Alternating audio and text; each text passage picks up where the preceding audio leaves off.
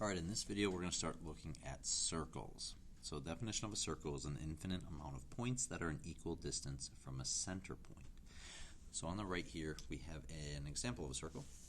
And when we talk about that center point, we're talking about that point right in the middle.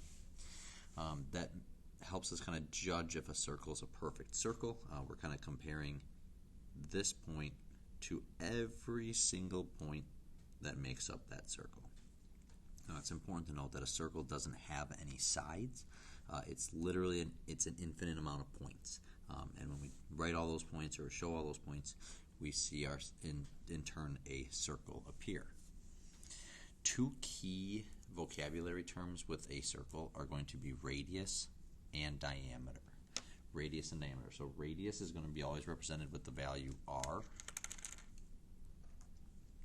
And what is the radius? The radius is the distance from any point on the circle to the center point. It's a line segment from the circle to the center. So I'm going to go ahead and I'm going to draw an example of a radius. So it's going to be a straight line segment extending from the center point to anywhere on the circle. Because that center point is in the center and all of the points on the circle are an equal distance, anywhere I draw this segment, whether I draw it from here to here or maybe I draw it from this center down to the bottom, that distance will always be the same. So we call that r for the radius. The second measurement is the diameter. The diameter is the distance across the circle through the center. It's a line segment from one side to the other through the center. So I'm going to draw an example of the diameter. I'm going to go from one side through the center point to the other side. And this would represent my diameter. Now the relationship between the radius and the diameter. So the radius is always 1/2 of the diameter.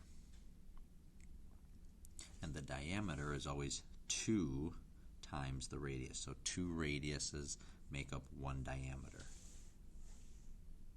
So we're going to go ahead and look at finding the radius and diameter of a circle. It says find the radius or the diameter. Now, something to note when you're looking at a circle is whatever line is drawn is the dimension that's given. For example, if I have a line segment extending through the entire circle, this here refers to the diameter, which means no matter where this measurement is located, whether it's written up here or it's written at the bottom, because the line goes through the whole circle, that represents the diameter. If the diameter is 15, the radius is 1/2 of it. So looking here, I want 1/2 of 15 is the radius. 1/2 of 15 is 7.5 kilometers. In B, notice the segment from the center out to the circle, which makes this r. Even if this measurement was written down here, it's still representing the radius. That's the only thing drawn. So r is equal to 9 feet, which makes the diameter twice that. If I went all the way across, it'd go another 9 feet for 18 feet. C, the radius is 12 feet.